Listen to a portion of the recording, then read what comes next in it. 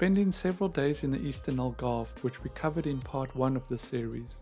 We then moved westwards, using the little seaside town of Carvoeiro as our base for the next couple of days. From here, we would explore the areas around Lagos and Faro, visiting Lagos first.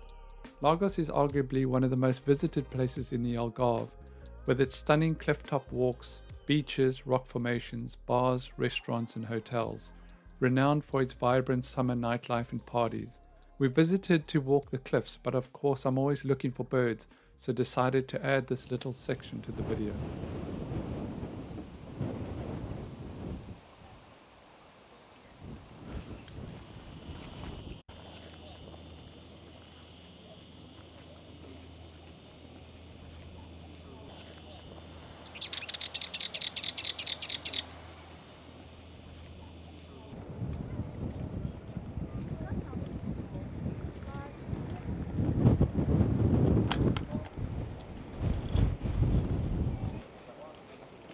Kestrel up there having a nice preen. Might be a bit too far for you. A hell of a location. The rocky cliffs around Lagos are Kestrel's dream habitat, with several pairs taking up residence along the cliffs surrounding the Ponta de Piedade. Kestrels normally hover while hunting, but these birds have no need. They simply wait on the cliff ledges and pounce when they see an opportunity. Kestrels normally take mostly rodents, but here on the sea cliffs, small passerines make up most of their diet, along with insects and small reptiles like lizards. They breed in spring, producing between 3 and 7 eggs, and are resident all year round.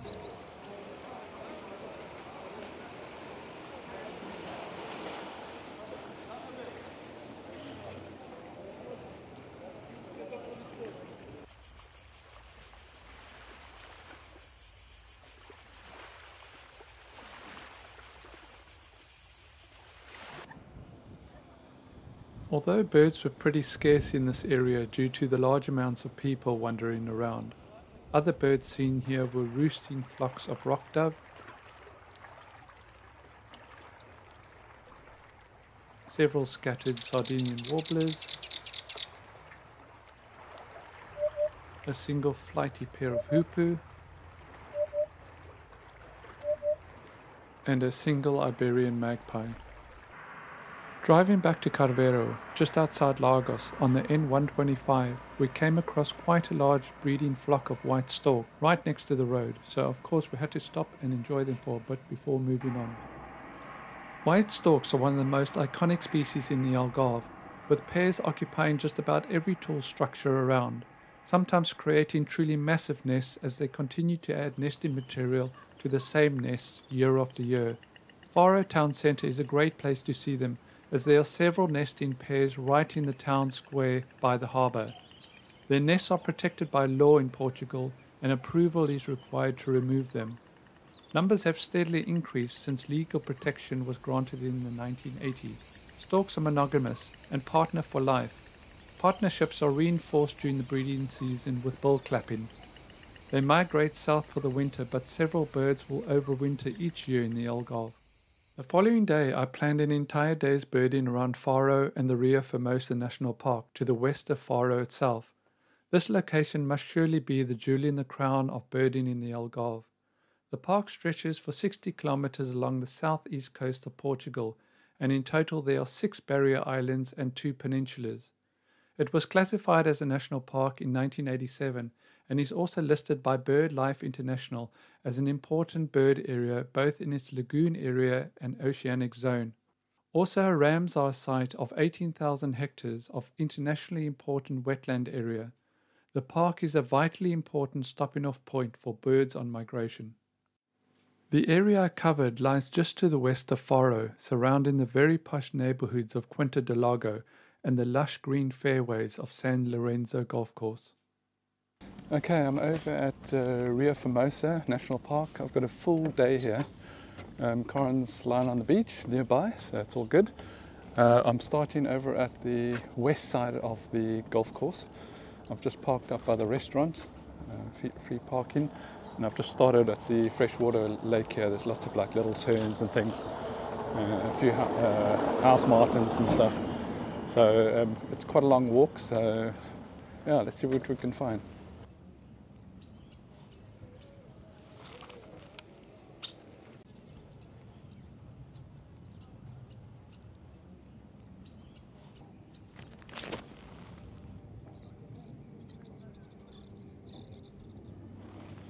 About 7 or 8 little tern hunting over this body of water here.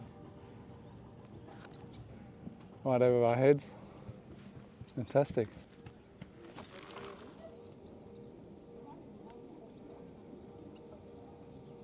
Yellow-legged gull.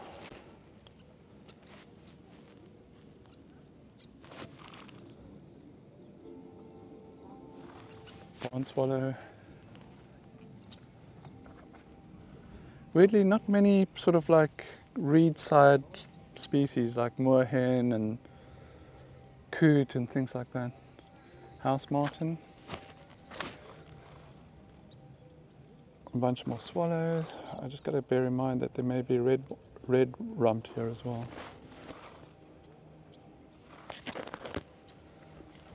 Quite a posh neighborhood this, by the way. Just got a little egret.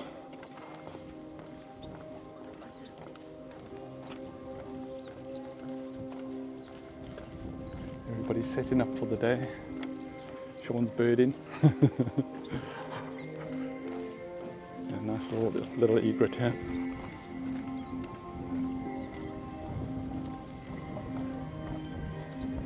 Yellow feet.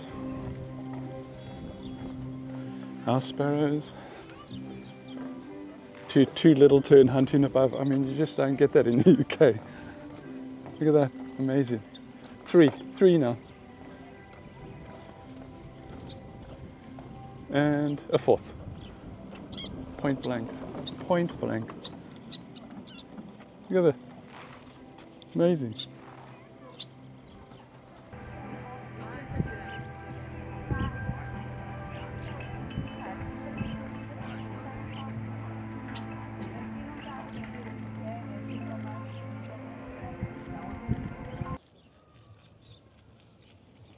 This is just a little side chute, little swampy bit to the right hand side of the main lagoon. And grey hair in there.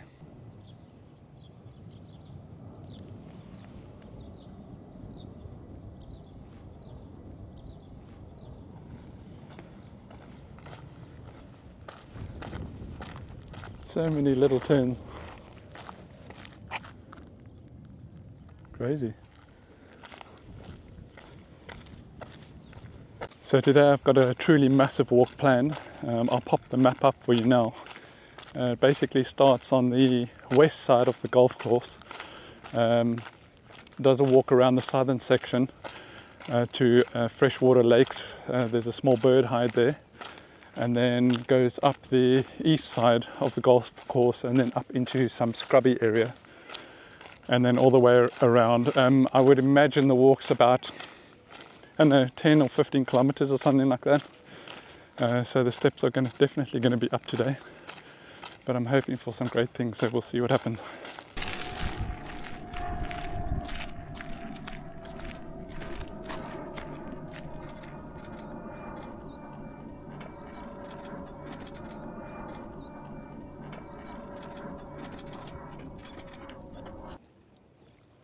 This is what I call birding in style.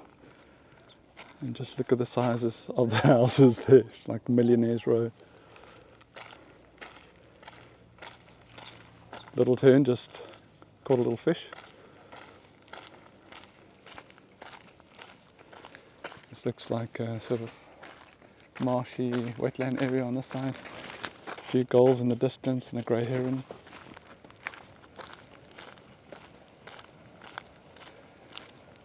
Weirdly not a lot of waders, which is odd for me. Coming from the UK, they should be full of red shanks and curlews. Little egret in the back corner.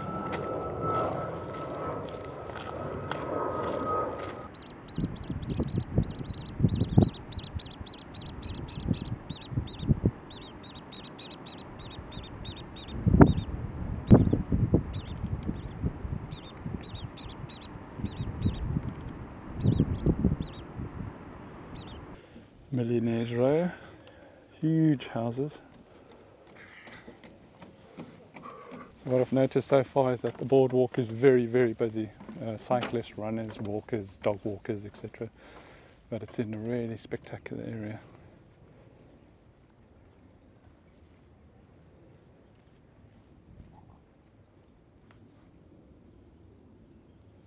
Just had a Sardinian warbler behind me here, black-headed gull over as well.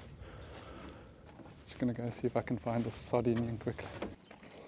Little information boards, which are quite nice. Wouldn't mind the green woodpecker.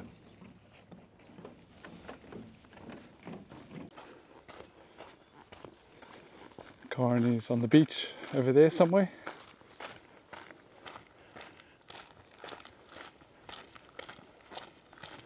It's relatively early, 10:30, getting hot already.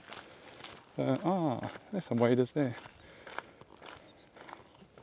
A pair of waders, I'm not sure what they are. I think they are red shank, but I'll get the bins on them in a sec.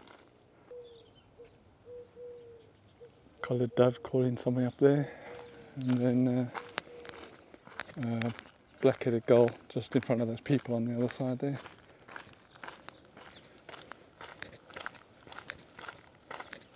As I said, very, very few waders for such a great mud flat. Very odd.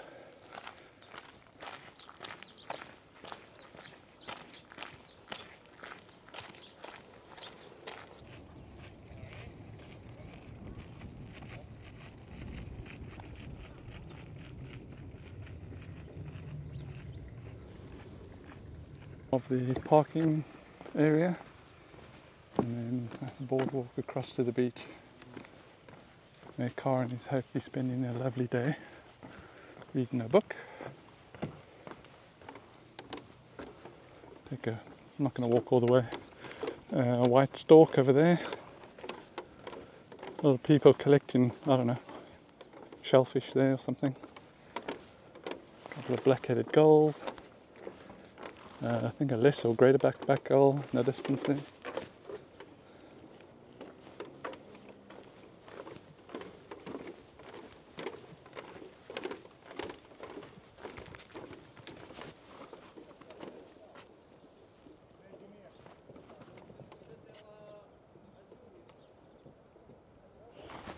Oh, apologies, they're Mediterranean gulls. These two. Showing nicely. Till I get my camera out and they fly away.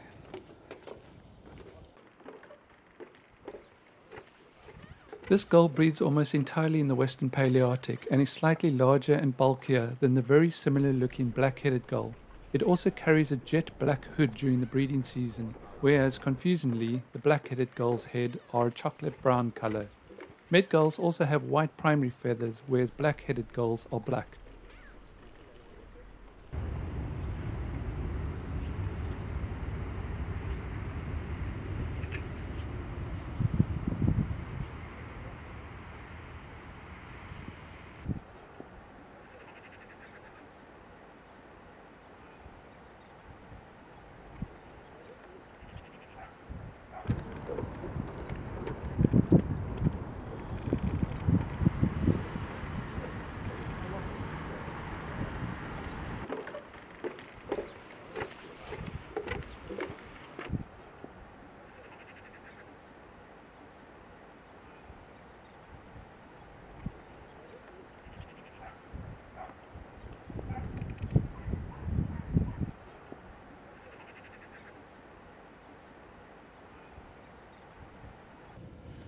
I'm glad they got this netting on here because you're right next to the fairway of the golf course, and more than likely you'll get a golf ball in the back of your dome.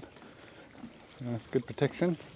Out on the right here there's loads of little egrets and about 7 or 8 white stork. And also I saw a great white egret fly in there as well, so I'll have a good scan when I get to the end here. Loads of people digging for, I don't know, cockles or something. Little tern as well, med gull. There's a small wader behind, probably red shank again. It's the only sort of wader that I've seen here. Well, I'll have a quick scan, see what I can find.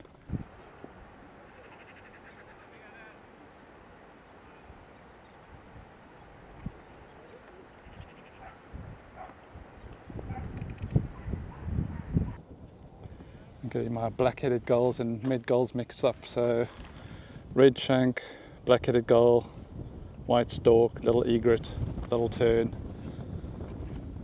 and great white egret, which has disappeared on me. I've been tricked lots of times thinking that's a gull. But if you get closer, you'll see not so much.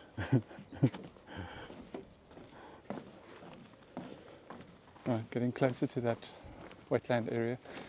Bizarrely, for the med, I've not seen one flycatcher, spotted flycatcher. Very odd. And no smaller passerines either, like a chaffinch or chiff-chaff, firecrest, all that sort of thing. Very weird. Lots of house sparrows there, which is nice. And now welcome to the world's most useless bird hide. There's so much traffic here, biking, walking, dog walking. There's literally nothing out there. So whoever decided to put that in there wasted the money. There's literally not a bird out there. Funny. Just talk to us birders, we'll tell you. Nice bird hide though. Completely useless. Thought I'd just check out this little bird hide. It's a great bird hide, but just in the wrong position. It's so busy here, the walkers and cyclists, and this boardwalk goes out past the hide. So if there is anything there, it's just going to get flushed by the walkers. So I'm going to go up here, but I'm not expecting to see anything. Just to show you what the hide looks like. It's very nice.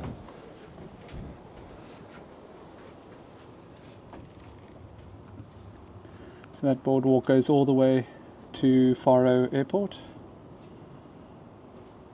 and as suspected, not a thing on here. A couple of stalks up on the wing there. So we've just come off the main boardwalk and we're going to head to the freshwater lake that's inside the golf course. So that's where the boardwalk carries on to Faro airport, which I'll come back down this way on the way back. So hopefully this little fresh body of water will bring in some goodies. I know they've got a small colony of black-headed weavers. They've got little bitten, purple gallinule, and a few other freshwater species, which I don't have. I've just seen something flit up here. Okay, hopefully this will bring in something good. It looks good. Just hope I don't get a golf ball in the back of my head again, because the guys are literally teeing off behind here. So hope they can hit straight. Yeah, I'd like to see a chameleon actually. That'd be nice.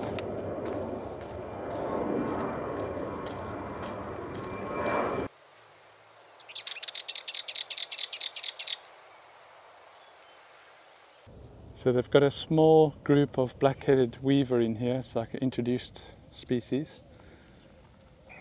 and they have taken off quite well. So even though they're introduced, I'd still like to see them. It'd be a nice bird. So I'll spend a bit of time walking. There's two lakes, there's one here and one further on, and I think the path goes all the way along, so we'll take a walk along. I know there's a little hide along here as well.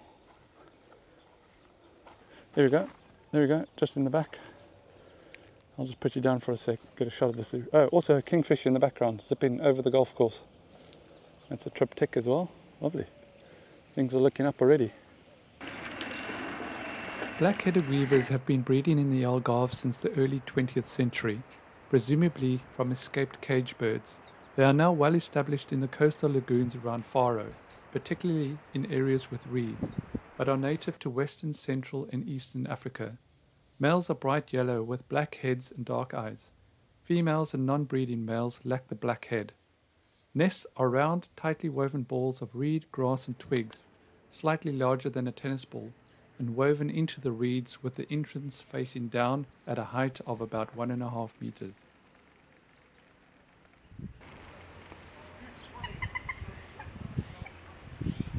So there are loads of black-headed weaver in this little reed bed here,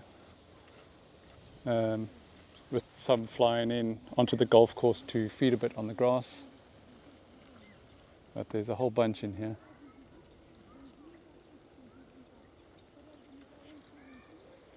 You just stand here, you see them flittering above the reed bed.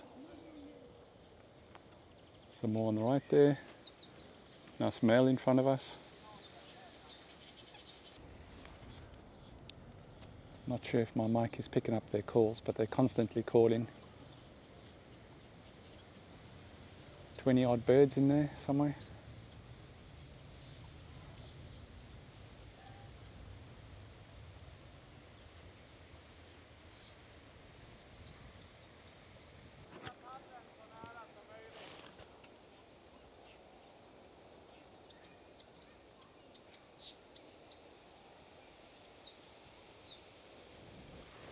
Also just had a little bittern fly up and around.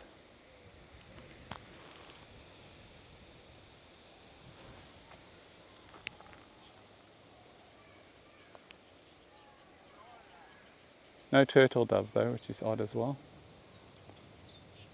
And no hoopoe.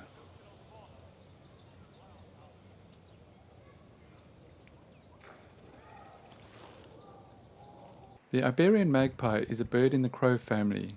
This taxon was formerly treated as conspecific with the azure-winged magpie, but this population is 9,000 kilometers away from those in Eastern Asia.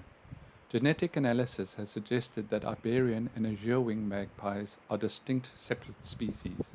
Other common names include Iberian azure-winged magpie, Cook's azure-winged magpie, and Spanish azure-winged magpie. The species is monotypic, in other words there are no subspecies. The Iberian magpie occurs in southwestern and central parts of the Iberian Peninsula, in Spain and Portugal. However, it can sometimes be spotted in southwestern France, and recently its presence has also been reported in northwestern Italy. This species usually nests in loose open colonies with a single nest in each tree. They forage in family groups with flocks of up to 70 birds, not uncommon. The largest groups congregate after the breeding season and throughout the winter months. Their diet consists mainly of acorns and pine nuts, extensively supplemented with invertebrates in their larvae, soft fruits, berries, and also human-provided scraps from parks and towns. The little bittern is a wading bird in the heron family, about the size of a pigeon. There are 3 subspecies in 3 distinct areas, namely Europe, Africa south of the Sahara, and Madagascar.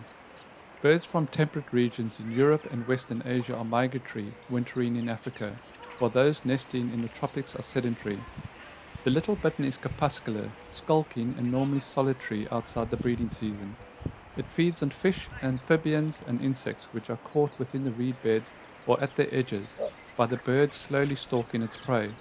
The male claims its territories in spring, advertising his presence with a deep barking or croaking sound. After the breeding season, they return to Africa from about August, and European birds migrate as far south as the Eastern Cape in South Africa. While watching the weavers for a while, I noticed both the male and female little bittern returning to the same area of reed bed over and over, so soon realized they must have hidden their youngsters there. So when they next flew in, I kept an eye on them to see exactly where they went, and after some careful looking, I discovered 4 hungry fledglings jostling over each other to try get to their adults first to grab a beak full of food before the others got there. They were so camouflaged in the reeds that when the adults flew off, I'd often lose them, but eventually got my eye in to bring you this footage. Their camouflage is so good that I only noticed once I got home that all these clips have more than 1 fledgling in them. Are you good enough to find both birds?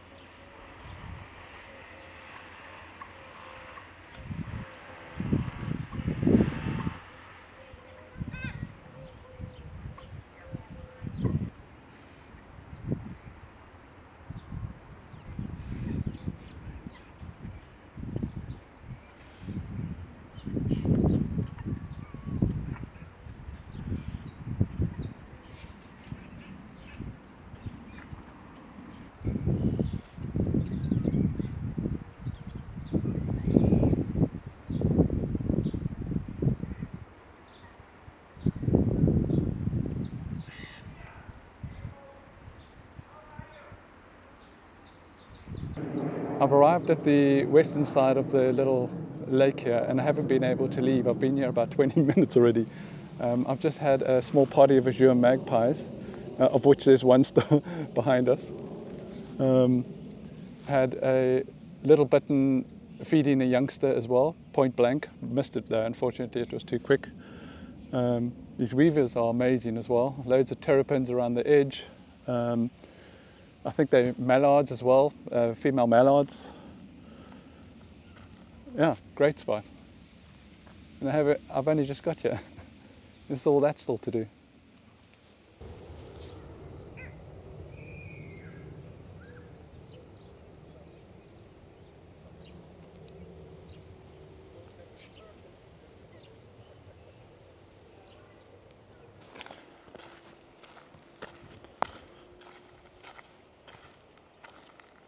Okay, I finally left the corner, not far though.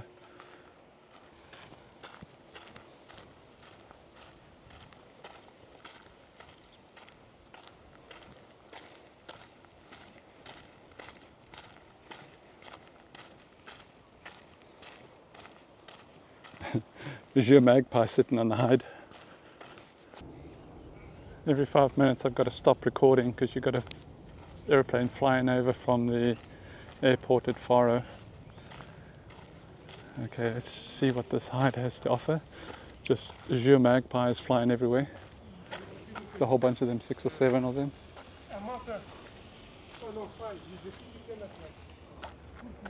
A whole gang of them. 1, 2, 3, 4, 5, 6, 7, 8. And a couple more already on the golf course, about a party of 10. And another one. And another one, and another one, another one, another one. Like 14, and another one. That's crazy.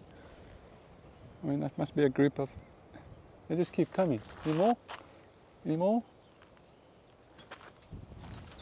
Any more? No. Yep, one more. And another one. So many. Good 20 odd. They're all on the golf course over there, in the dip. About 20 of them.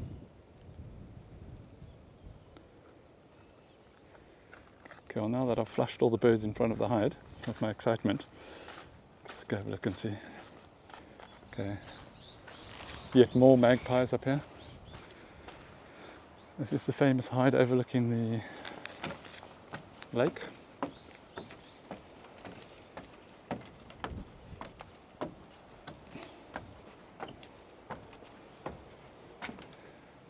Visitors' behavior, basically just keep quiet. Oh, very nice. Very posh. So these are your likely candidates. Still need that. And that. And that. Yeah, there's a whole bunch I still need. Oh, that would be nice as well.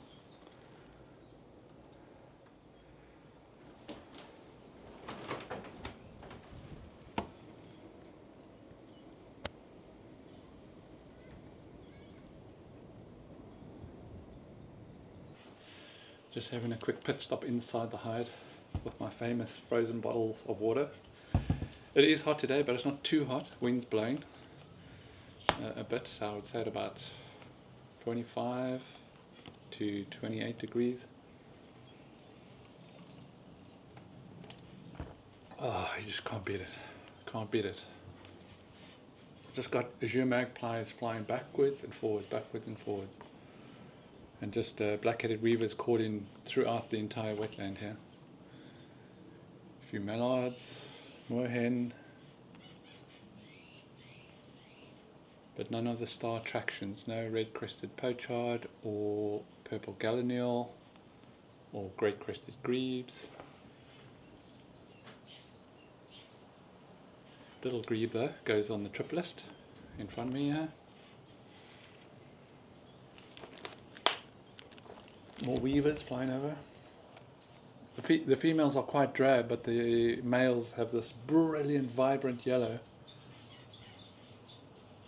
That sound reminds me of so much of home, although I'm not sure we get them at home. But just that weaver call is amazing.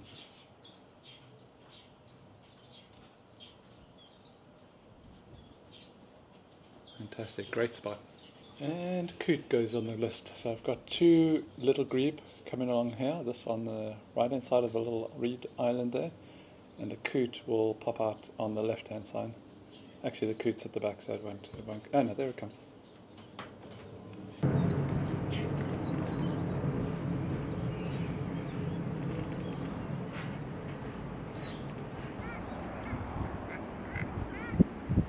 The western swamp hen is a species of swamp hen in the rail family and is one of 6 species of purple swamp hen. It used to be considered the dominant subspecies of the purple swamp hen, but is now recognized as a separate species. The western swamp hen is found in wetlands in Spain, Portugal, southeastern France, Italy and northwestern Africa. The species makes loud, quick bleating calls which are hardly bird-like in tone. It is particularly noisy during the breeding season. They make their nests in a large pad of interwoven reed flags on floating debris or amongst matted reeds, slightly above water level. Young chicks are fed by their parents for between 10 and 14 days, after which they begin to feed themselves. The birds often live in pairs or larger communities and clamber through the reeds eating the tender shoots and vegetable-like material. They have been known to eat eggs, ducklings, small fish and invertebrates such as snails. They will often use one foot to bring the food to their mouth rather than eat it on the ground.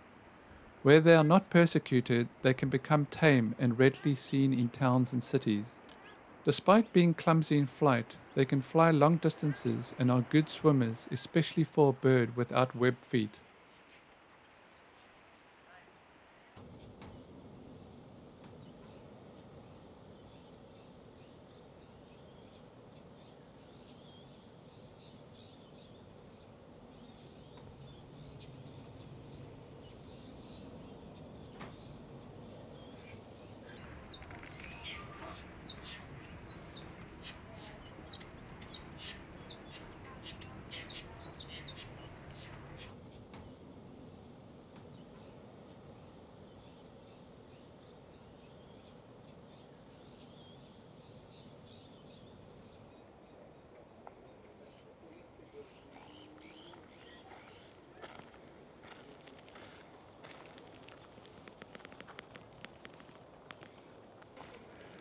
This is the lower level of the hide.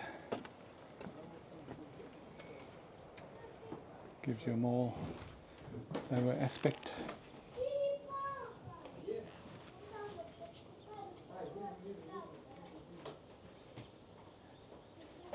Very nicely set out.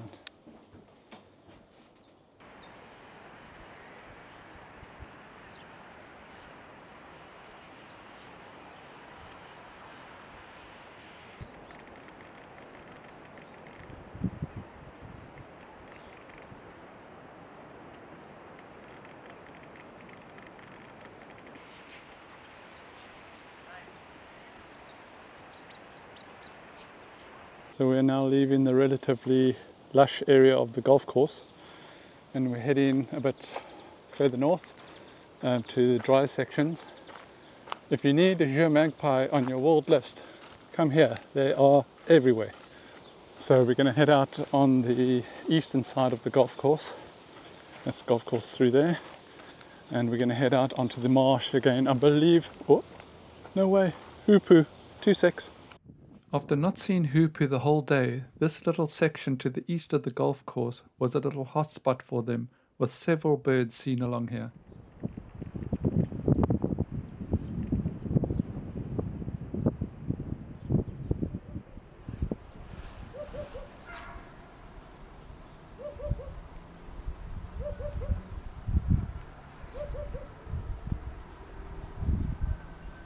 So as I was saying when I got really interrupted by that hoopoe, we're scooting up the eastern side of the golf course now, onto the salt marsh, I believe, or salt pans, I'm not too sure, and then we'll go up into sort of a Mediterranean scrubland.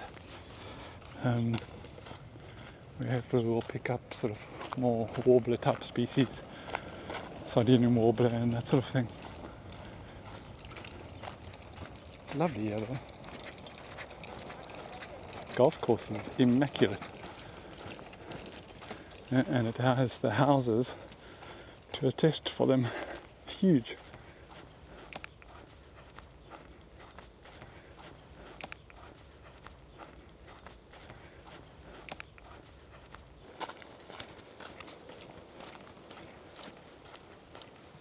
Okay, so this western side of the golf course is very much hoopoo territory. I've had about 3 or 4, but unfortunately I'm flushing them all, so haven't got any great picks so far. But if you're after hoopoo, this is where you need to come. Also very much drier out on the right hand side. I think it's the salt marsh coming up.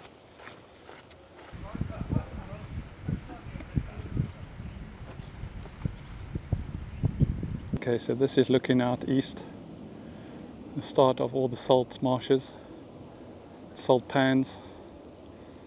I think we're going to cross over here and go even further north.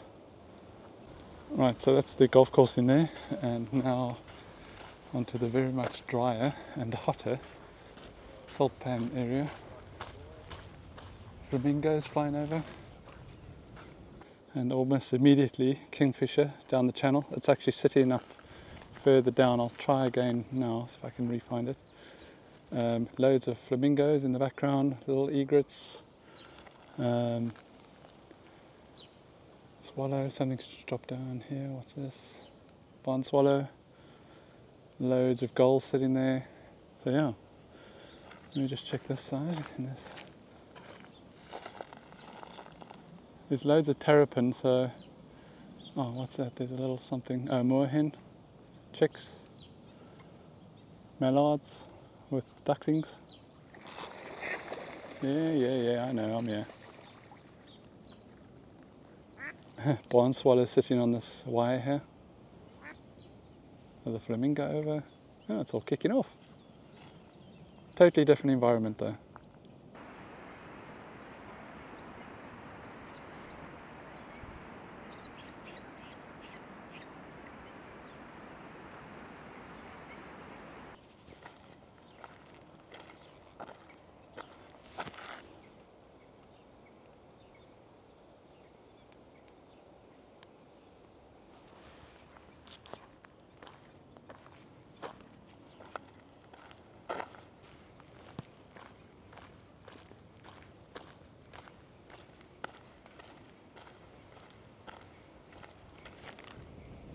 Zitting testicular here. Pear.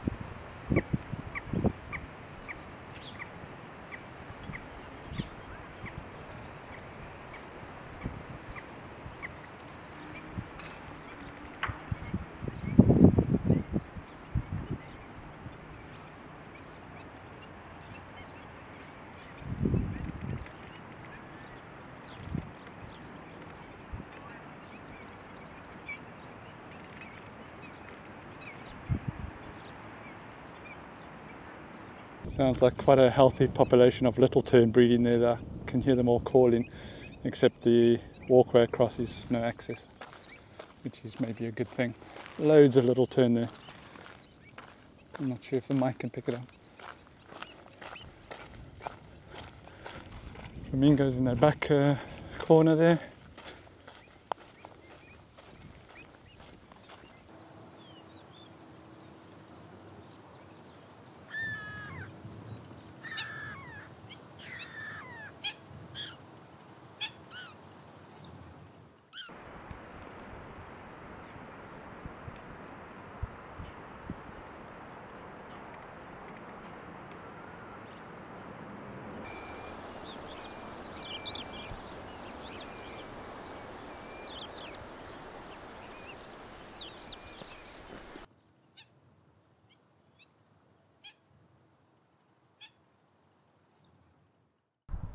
I've just come to the airport side of Rio Formosa. I'm here at the entrance. That's the National Park board there. I'm right over here. Just going to quickly do a little walk while Corin's out shopping.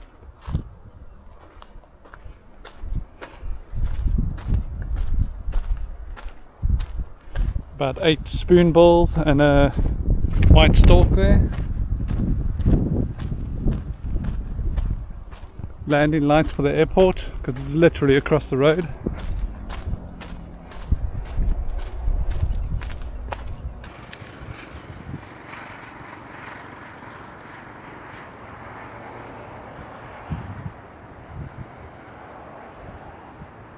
Shortly after entering the reserve from the east side, I found a small flock of spoonbills, but can you find the interloper amongst them?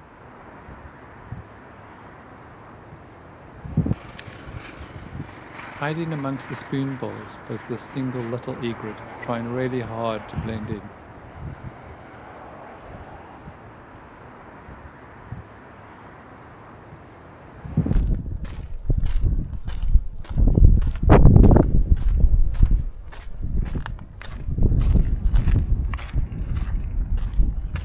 So earlier I was birding the western side of Rio Formosa, which is in that line of trees there. That's the golf course estate.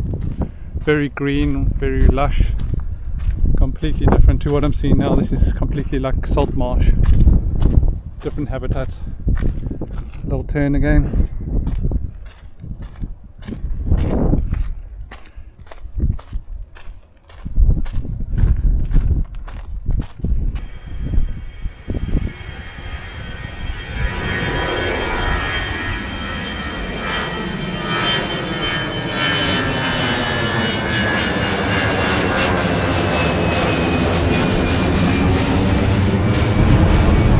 Yep, I'm by the airport, that's for sure.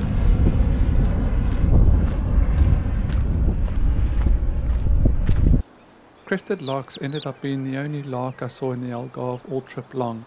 Thekla lark and calendula lark were a no-show.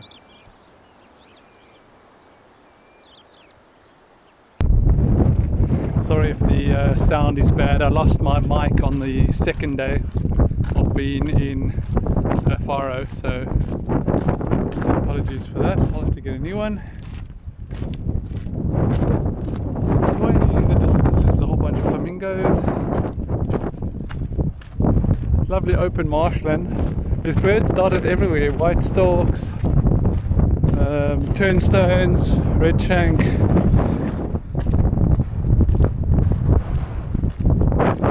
Barn swallows.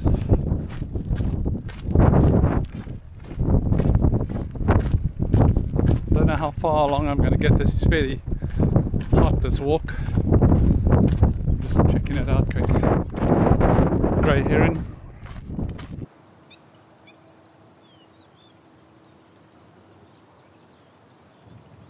An interesting fact about godwits is that they hold the record for the longest non-stop migration of any animal.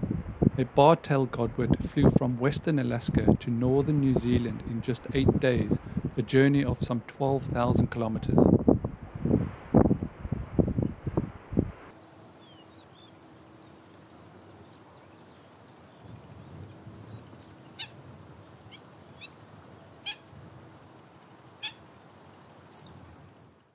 After spending the day at Rio Formosa, Corin and I decided to head into Faro itself to grab an ice cream, but of course you can't visit Faro without going to see their famous white storks.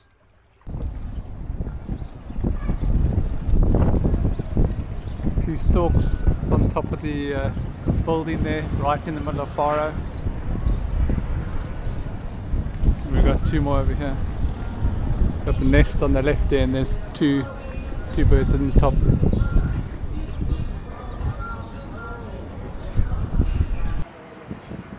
Faro, the main hub of the Algarve, is well known for its stork population. These majestic birds often build their large nests on high structures like church towers, communication masts, and even streetlights.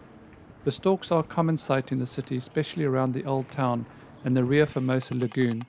The stork's distinctive bill clattering sound can be heard during the day, although they tend to quieten at night. Their presence adds a unique charm to Faro, making it a delightful experience for both locals and visitors. The next day we decided to explore the area around where we were based, Carvoeiro, and that meant an amazing walk along its sea cliffs.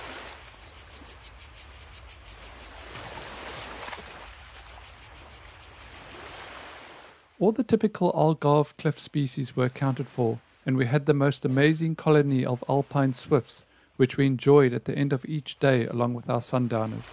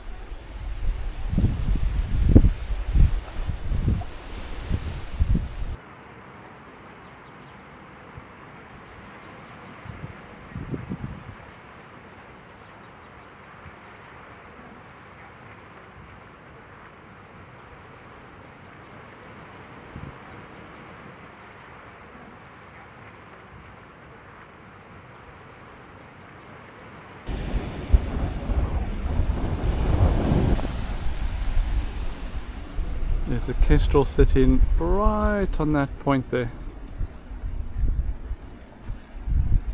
It's been hunting all in here. Lots of rock doves, rock pigeons, and a few swifts over. Lots of yellow-legged gulls as well.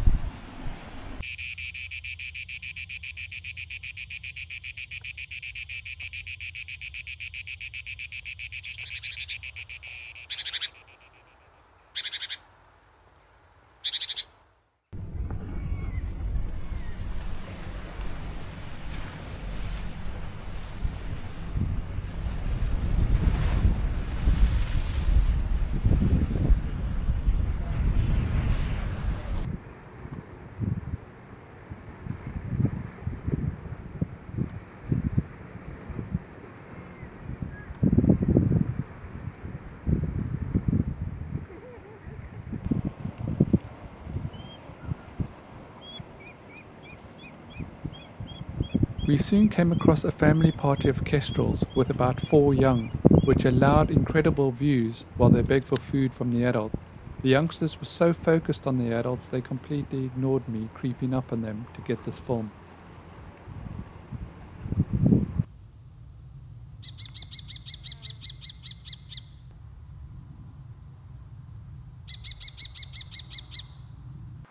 The next family group I found were these black redstarts with 2 fledglings still possessing their yellowish gapes at the base of their bills.